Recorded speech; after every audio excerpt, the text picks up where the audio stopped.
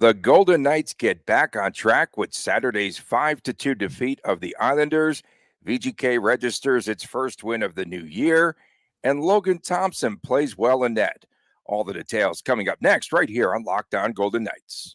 You're Locked On Golden Knights, your daily podcast on the Vegas Golden Knights, part of the Locked On Podcast Network. Your team every day.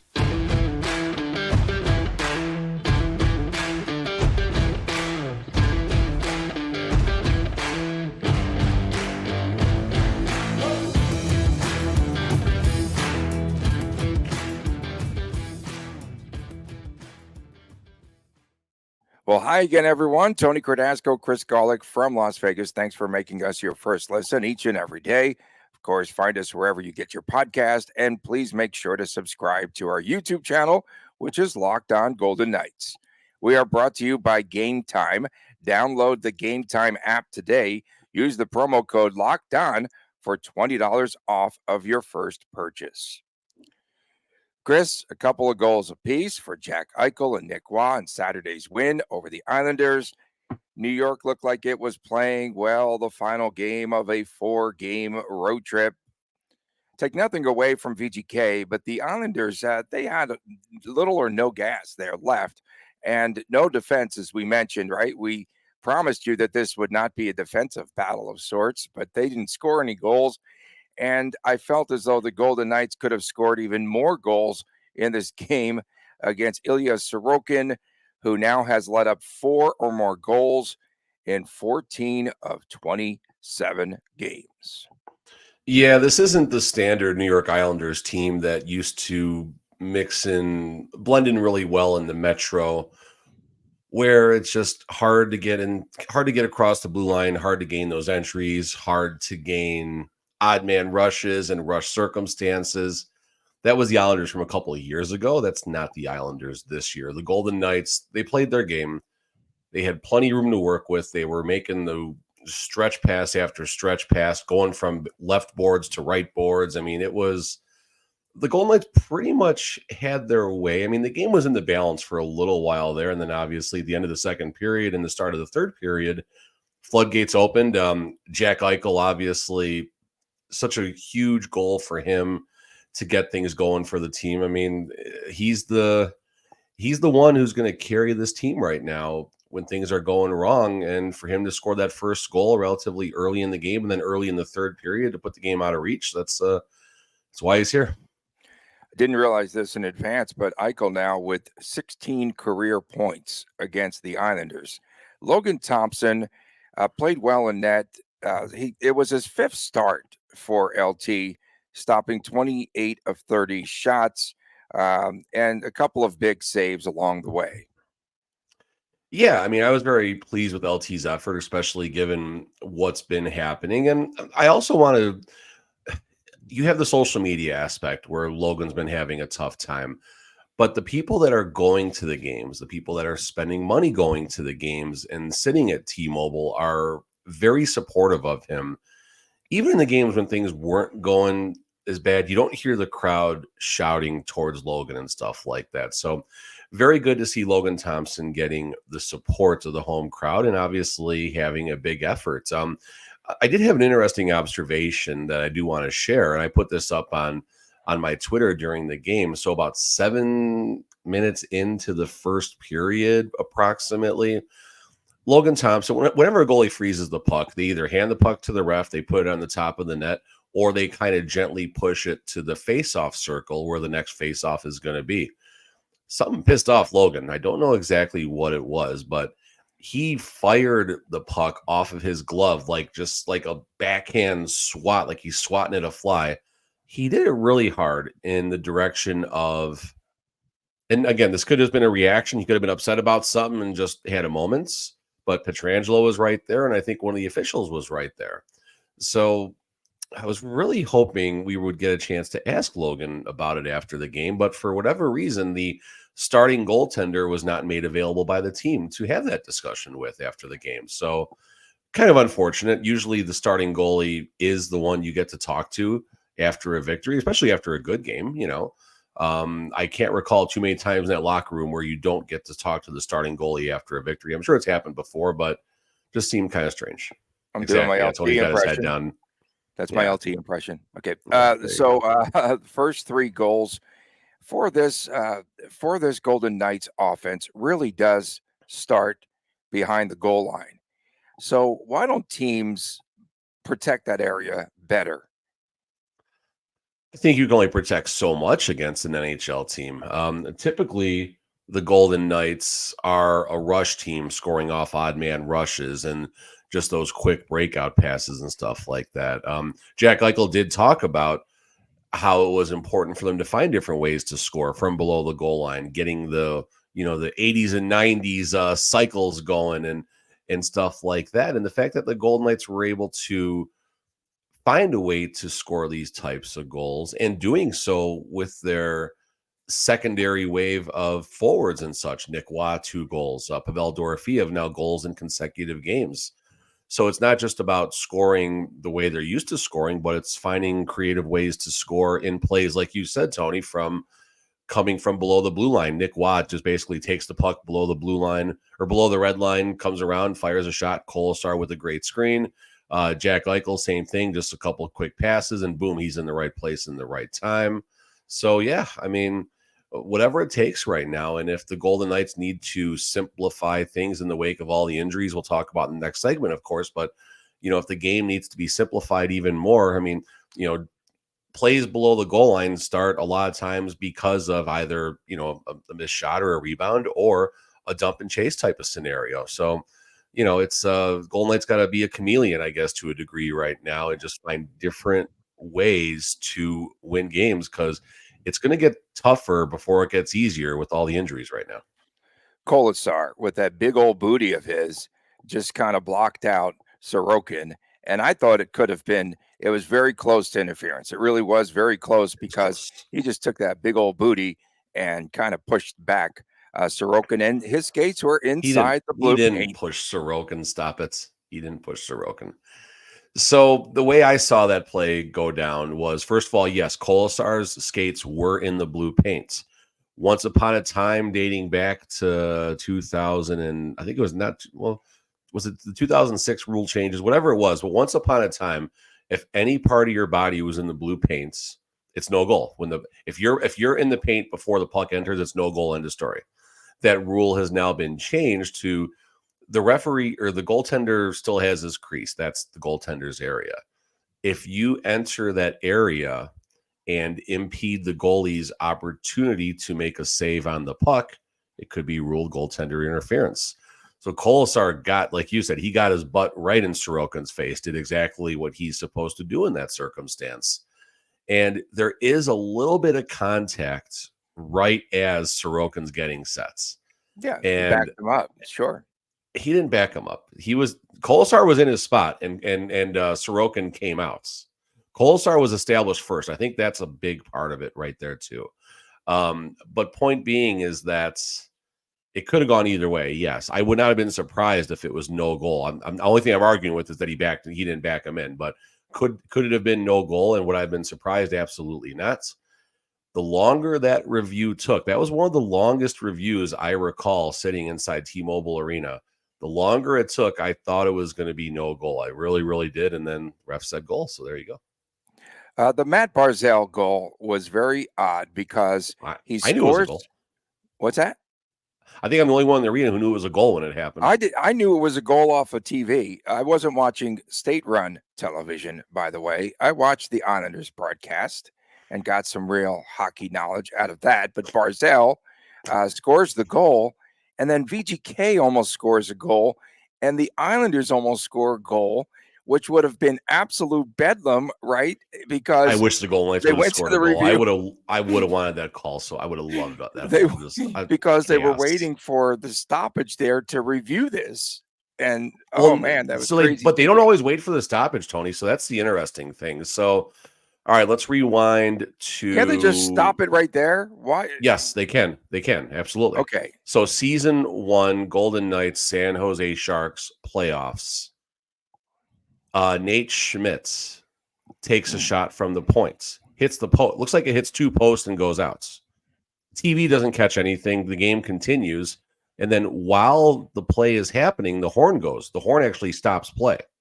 And then right away they show the replay. So the NHL can stop play immediately once they have enough evidence to say, hey guys, there was a goal scored. And for whatever reason, like it took a while. I think 45 or 50 seconds of game time actually ticked down. And then there was a TV timeout. But right when the TV timeout comes, you heard the horn go. And I looked at Steven Karp and whoever was next to me and said, guys, this is a goal here. You heard the horn right there. And that's how he knew they were going to review it right away. And then the funnier part about it is when they were getting ready to make the call that it was a good goal, the people shoveling were already out there on the ice doing their thing, scraping the ice. The ref had to like cut right in front and stop the snow shovel from going across from him. So it was pretty funny. But I thought it was a goal right away. Barzal celebrated. He put his hands up. That's why I was like, did that puck go in? And lo and behold, it did. Yeah. And then also Weird goal. Practice. Of course, they finally got to practice, and we saw the result, the long practice before the game against the Islanders. And Nick Waugh said that they practiced a lot of forechecking, and it carried over into the game. Oh, man, really needed that is fair. They had a good forecheck. Oh, it is fair. It is practice. No, it's very fair. Whatever. I know we can overstate that sometimes, but nice win. Really fast, I think, as we're getting ready to wind this one down here, but so there's a YouTube or not YouTube, a Twitter X handle you can find hockey stat cards, and that gives the game report. It's kind of like a report card, basically. Mm-hmm. There's player's name, and then there's right down the middle is a bar. The farther to the right it goes, the better they were. Farther to the left they go, the worse they were. Pietrangelo to the left. Okay. Well, top three players like going away: Nick Waugh, Colasar, and Howden. The 4th/3rd line, excellent game.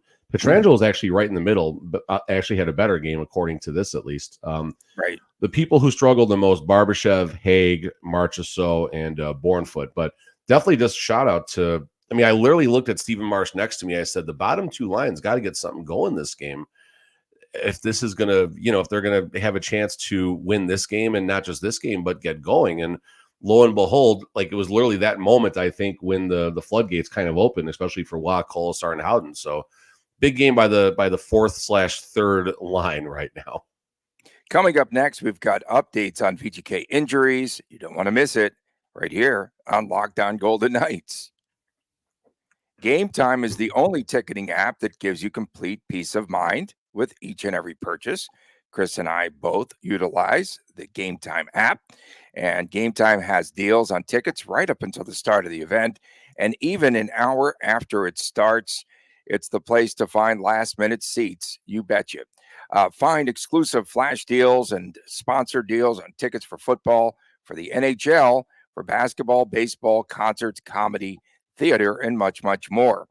And the Gametime guarantee, you know what that means. It means that you will always get the best price. If you find the tickets in the same section and row for less, then Gametime will credit you 110% of the difference.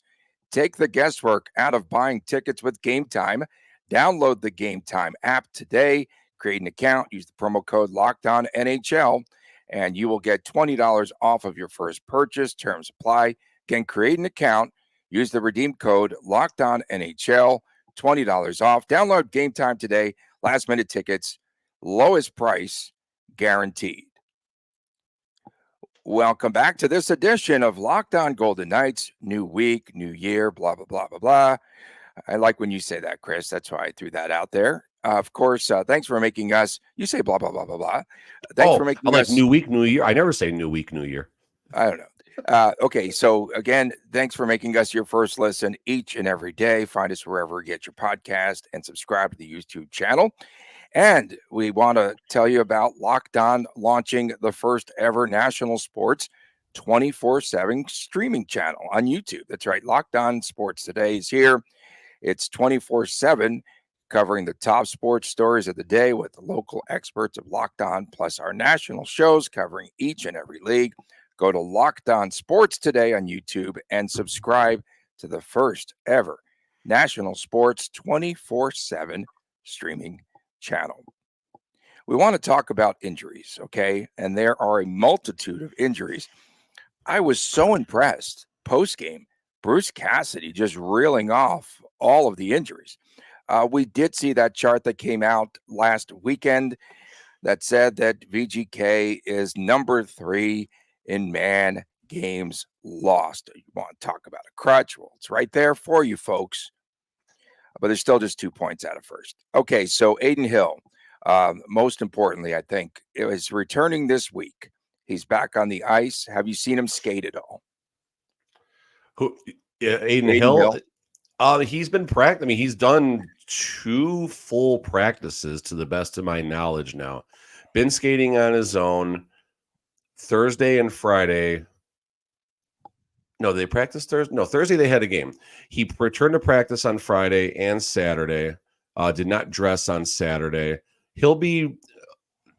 Cassidy's pretty certain that we'll see Aiden Hill this week. If I had to guess how this week's starts are going to go, you're going to see Aiden Wednesday in Colorado. Thursday, you'll see Logan against Boston. And then Saturday against Cal, you'll see Aiden Hill back again right there. So hopefully when Aiden does get back in the net, everything is going to be good. I mean, in practice, he's looked fine. VGK had a video of him ripping one-timers, actually, of all things. So, fingers crossed, whatever this secondary injury that flared up or his aggravation of his existing injury, whatever it was, hopefully it's gone. And, the Golden Knights do need 2 goalies. Not a knock on Logan Thompson, but, 50-50, both the goalies are much better than one goalie getting, 90% of the starts. You called it on Willie Carlson. You said it's going to be more than just a couple of games. He is now listed as week to week. I did see some video of the family skate there in Seattle, of course, because I follow Wagoos on Instagram.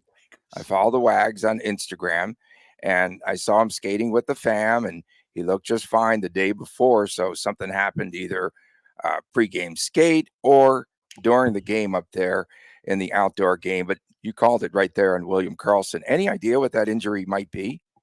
It's lower body, right? Is that what you said? Know, the only thing that we have is week to week. I don't know if Cassidy said upper or lower body with regards to what's going on, but it was the dreaded, okay, well, he's going to miss a couple of games and then we're going to kind of reevaluate things and go from there. Or we're calling it XYZ for now, and then we'll reevaluate. When that happens, it's not good. I mean, listen, hopefully it's a couple of weeks for William Carlson, but honestly, week to week, I'll set the line at, let's see here.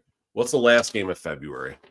I'll set the line at the road trip when the Golden Knights, sorry, I'm blocking myself, when the Golden Knights travel to Toronto on February 27th or Ottawa on the 25th. That's where I'll set. I'll set William Carlson's return date at that point. Really? You don't think maybe right after the All-Star game in early February? No? Okay. I don't know. It's I have no idea what his injury is or what it's going to be or anything like that. All I'm doing is reading between the lines of how these things shake out when the team. Don't say you're reading the stinking tea leaves, because everyone says that. No. I'm just simply historical data, week to week. And the shortest side is a month. And I hope I'm wrong. I do. And VGK is, we remind everyone, VGK is number 3 in man games lost with a bullet. They're on the rise here. Okay, so Carrier, William Carrier, and someone called him in the post-game presser, Carrier, and we saw where Cassidy actually, for the first time ever, called him Carrier. Okay. He did? Wow. Upper body injury. I would have fallen out of my chair. I'm glad I didn't hear that at the time. Yeah, no, it was pretty good. I fell out of mine. But, okay, so William Carrier is out with, as Cassidy said, an upper body injury. Doesn't seem like he'll be back anytime soon. Gonna miss some time. Yeah, Daniil Maramonov. Forgotten, man. Once all these cats come back, though, they're going to have a hard time fitting everyone in, figuring out the lineup then. So Maramonov is out there with the red jersey currently. And then Korzak and Hutton are skating on their own. Yeah, I mean, stuff is certainly moving the right direction. We obviously know Hutton is upper body hand injury, so the fact that he's skating, don't read too much into that. you have some type of either bone or sprain or something happening in the arm. So that's not going to impact his skating. But the fact that Korczak is skating, that certainly is welcome news for the team. And, you're going to have some competition right now. You're going to have competition for basically Shea Theodore's spot when these guys do return to health, and it's going to be, Korczak. Pahal, I feel like, is taking a step back right now. I don't think Cassidy was happy with Pahal's effort on Thursday, which is how Cormier and Bjorn Foot drew into the game past someone who's much more acclimated with the Golden Knights system. Maybe hit a little more on that, of course, in the third segment. But Miramonov is, someone who, if Miramonov was ready to go right now, it might have been Miramonov instead of Cormier drawing into Saturday's game, because Miramonov can score. Miramonov is a mobile scoring defenseman who plays good defense as well. Cassidy's mentioned that they need to work on teaching him more about the defensive aspect of the NHL style of game last year. But point being is Miramonov can score. He can rush the puck. And if he can do that from the third pairing where he has less defensive responsibility and less minutes, that would be a welcome addition for the team. But obviously it looks like Lucas Cormier is going to get that opportunity first. Yeah, we said that Aiden Hill's coming back, and LT started his 5th consecutive game on Saturday night. Even so, after the game, and I thought that was one of LT's best efforts here in a while. It was a great game. Great game. I don't think Cassidy gave him his just due. I think he's very hard on goaltenders, period. You got the timely saves, timely goals comments, and the fact that the Golden Knights were on the right side of it. In my opinion, this is the first press conference that I recall where Cassidy didn't directly or indirectly say something, throw a little shade towards the goaltenders. And for anyone that wants to question that, just go watch the last 4 press conferences and tell me I'm wrong. You're not going to be able to. And that goes out to anyone that's watching this thinking I'm slamming the goalies right now. Yeah, he wasn't quite overly complimentary about everything that LT did. No, but he didn't say anything wrong. So that's take the win, take the W. Yeah, for sure. Coming up next, we're going to be talking about the new faces in the VGK lineup. We'll tell you more right after these messages right here on Locked On Golden Knights. It is that time. It is time for the NFL playoffs. I was going to say it's Black Monday, too, as all these coaches and execs are getting fired today. Yep. Don't want to step out of line myself here because it is, and we're wearing black today. So we were prepared for this moment. Yeah. Okay. So right now, new customers of FanDuel get $150 in bonus bets with any winning $5 moneyline bet. That's $150 if your team wins. If you've been thinking about joining FanDuel, there's no better time to do it than right now. The app is so easy to use. There's a wide range of betting options, including point spreads, player props, totals, and much, much more. So visit FanDuel.com today /lockedon and kick off this NFL postseason. That's FanDuel, the official betting partner and the official partner of the National Football League. We are back, Locked On Golden Knights, this Monday edition. Tony Cardasco, Chris Golick from Las Vegas. Thanks for making us your first listen each and every day. What do we have? Some good comments on YouTube? You actually got a really funny comment. So you posted the picture of the game-winning goal where the Red Wings player deflected / kicked it into the net. He kicked it into the net. So Matty Bajay, who's now Cormier season on X, Stevenson would have 5 less goals as a VGK if this wasn't a good goal. Terrific. That's pretty good. We love the fans. Thank you so much, man, for all your comments. You just keep it going here. We were talking FanDuel, right? I just had this premonition from early in the season that the Dallas Cowboys are going to be playing in the Super Bowl. Well, I'm not doing the promo. You can take it down now. We're done with the promo. I'm like, did we just cut right in the middle of the promo? I had no, I totally spaced out. Are we still doing the promo? Are we still okay? So in any event, we're talking about FanDuel. I promise. It's just coffee. But I just think it would be fantastic if I'm not a Cowboy fan by any means, but I just want them here in Vegas for the Super Bowl. Because I just think it would take it to another level here with just how polarizing. Yeah, but then the riot when they get blown out 27-3 by the Ravens. I'm just thinking, yeah, and they definitely better change out that grass there at Allegiant Stadium. It's so chewed up. I I was at saw the that. game That was the yesterday. big story yesterday, huh? Yeah, it was pretty bad, and we cannot afford a replay of last year's Super Bowl where the grass was So is slippery and the slick. Super Bowl going to be played on natural grass or the Yeah, UNLV turf field? no.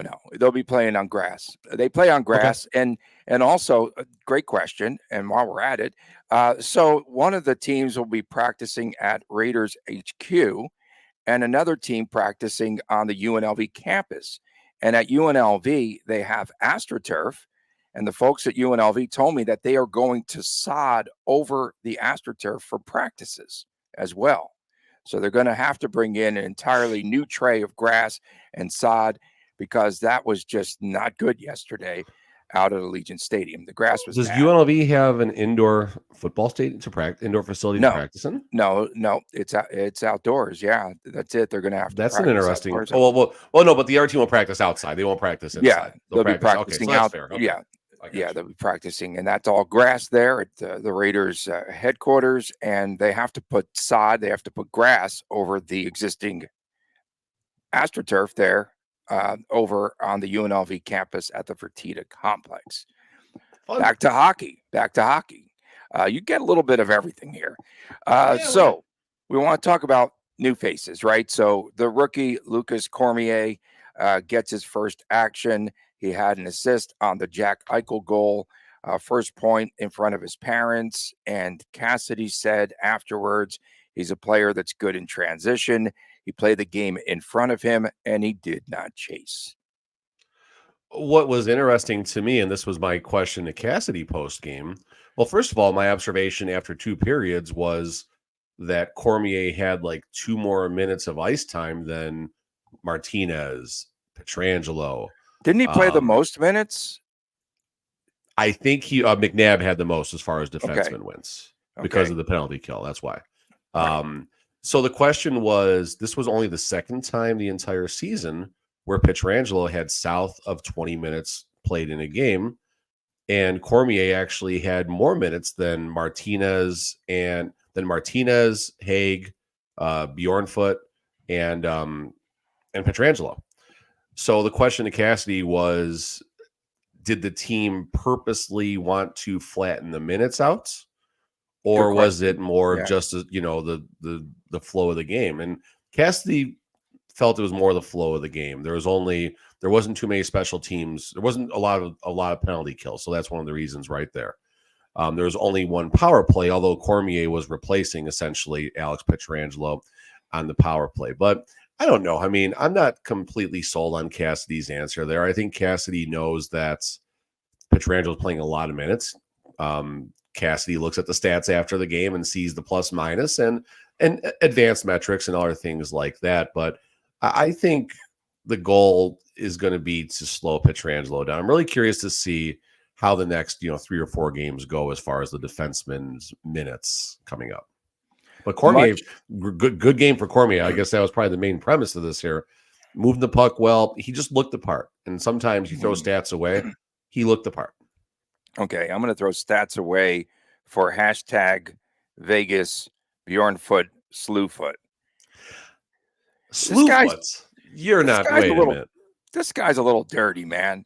He gets under your skin like a la. Where was the Slewfoot? Was this a nickname or was there an actual Slewfoot you saw? So Tobias Bjorn Foot. We have Vegas Bjorn, which I came up that nickname for Carlson, for Willie Carlson in 17. How do you get another? How do you get the only guy with Bjorn in his nickname on the Golden Knights? How do you pull that off? Vegas Bjorn Foot. But okay, so he cross-checked Matty Martin, Boomer Esiason's son-in-law in the corner, which was dirty. He gets away with it. And then Keegan Colasar gets called for the penalty for smashing Boomer Esiason's son-in-law, for crying out loud, Matt Martin, into the boards. It was savage, dude. Bjorn Foot. So I did have a concern about this game, but I also take it with a grain of salt. The pairing of Haig and Bjorn Foot was not good. And what I mean when I say not good, they were on the ice, first of all, when The Is that Islanders the scored their tallest and second the goal of the shortest game, the player fourth on line. the ice? Is that the tallest and shortest player on the ice? It could be. Bjorn Foot It doesn't look possibly could be, very big. honestly. Okay. But I But he's felt a the pest. I'll give him credit, Islanders, though. He's a pest. He'll get under your skin. and Definitely. that's fine. That's a Yeah. good No, player that's to a good have. thing. But Yeah. the concern that I have is Logan Thompson, the front of his net was left completely uncovered multiple times when those two were out there. Islanders could have had a really high danger scoring chance from one of those screen goals early in the game. The person setting the screen actually just the puck hit them and didn't create a scoring chance. So that's going to be something to watch. Now, let's relax for a second. Bjorn Foot was claimed, 48 hours prior to this game, just 2 practices. Maybe didn't even know until the day of game he was actually going to be drawing into the lineup. So as he gets a little better acclimated in the system, I mean, after the game, they literally had to walk him out of the locker room and show him where to go to get to his car afterwards. So that's how settled in or not settled in this kid is. I don't know if he's a kid or not, but so give him some time and let's see with practice, Tony. Let's see how he does with a couple practices. I think, he was at the best practice, bar none, the forechecking practice, best practice of the season. But Cassidy did say, you say he wasn't in the right spots. Cassidy said he was in the right spot all night long. Of course. I mean, what you say. That's okay. Listen, this is his first game, and Cassidy's saying the right things. I know. Let's see what happens against Colorado and Boston if he plays both those games, and what happens there. Okay, and again, it is a back-to-back week here. Wednesday at Colorado, Thursday against the Bruins here. If you want a preview of that game, check out the Avs and the Bruins playing tonight. They'll be playing each other tonight. Ooh. And then and then we see and then the Bruins go to Arizona. And then they'll be here. They'll have a day off though. So they go back to back tonight and then to Arizona and then a day off and then they play against VGK here. So they'll be here waiting for Vegas. Got it. Yeah, they'll be waiting for them just one night. Come on. We appreciate everyone tuning in. Thank you so much. Big deal when Vegas is waiting for someone. Usually make a bigger deal about that on the other side. I do make Tony. a bigger deal. I know. It's a new me, new day, new week, new year. Blah, blah, blah. Exactly. Blah, blah, blah. We appreciate you tuning in, especially our everydayers. Thank you so much. Make sure to subscribe to the YouTube channel, Fridays WTF, What the Friday, and Saturdays, the Chris and Chris Show. Thanks for taking a good run at me on that show on Saturday. I appreciate that. At the end, what I do. Thank you so much for tuning in today. For my man, Chris Golick, I'm Tony Cardasco. We'll see you again tomorrow right here on Locked On Golden Knights. No. Take 2001, 2002, 2015. Care.